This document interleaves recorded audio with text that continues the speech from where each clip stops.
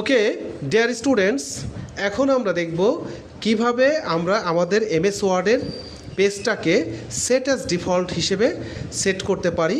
এটি হচ্ছে আমাদের 1 নম্বর কাজ। 2 নম্বর কাজ হচ্ছে রিপ্লেস টেক্সট।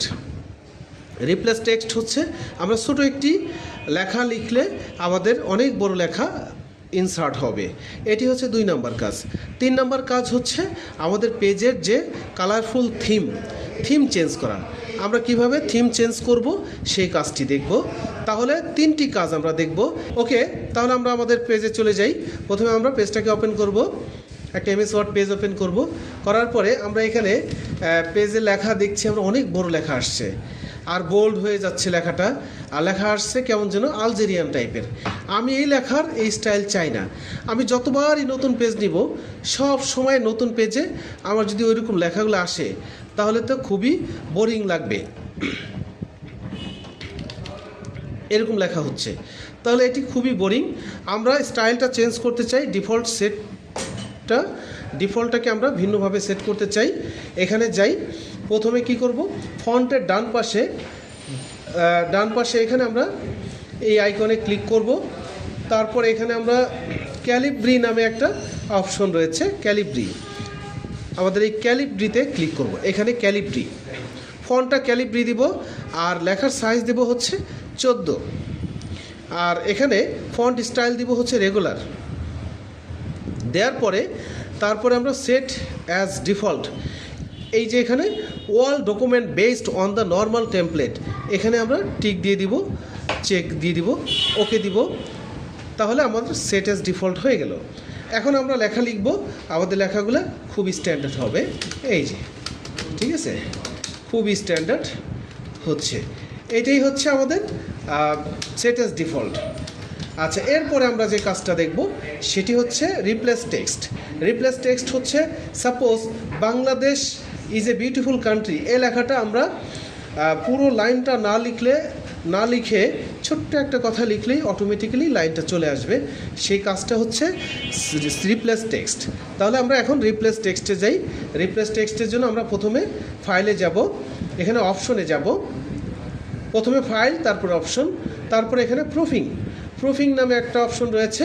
এখানে আমাদের অটো কারেক্ট অপশন, খেয়াল করে দেখতে হবে, অটো কারেক্ট অপশন।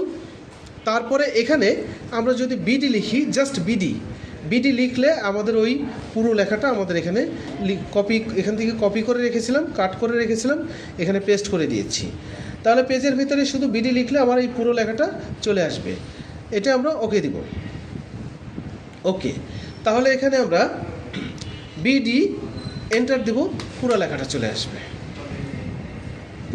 চলে আসবে। এইভাবে আমরা আমাদের রিপ্লেস টেক্সট করতে পারি।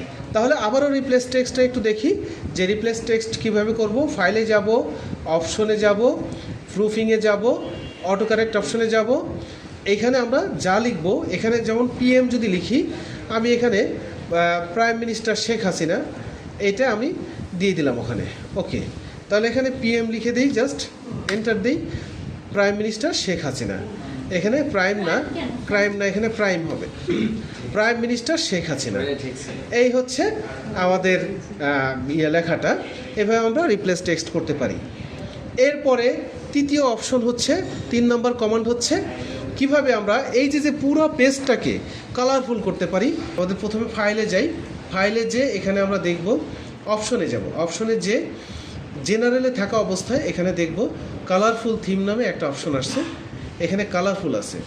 আমি যদি ডার্ক গ্রে দিয়ে দিই তাহলে কেমন হবে দেখি, একেবারে চারদিকে কালো হয়ে গেল, আকাশে মেঘের মতো চারদিকে কালো হয়ে গেল। এটা হচ্ছে কালারফুল থিম। তাহলে কালারফুল থিমটা হচ্ছে আমাদের প্রথমে ফাইলে যেতে হবে, তারপরে অপশনে যেতে হবে, এখানে জেনারেলে থাকা অবস্থায় এখানে কালারফুল থিম লেখা আছে, এখান থেকে আমরা যে কোনো একটা থিম দিয়ে দিলে আমাদের ওই রকম কালার চলে আসবে। তো আমাদের ডার্কটাই বেশি সুন্দর, এখানে আমরা ডার্ক দিয়ে দেবো, ডার্ক গ্রে দিয়ে ওকে দিয়ে দিব। এইভাবে আমরা কালারফুল থিম সেট করতে পারবো। এই হচ্ছে আমার 3টি বেসিক কমান্ড, বেসিক কাজ। ধন্যবাদ।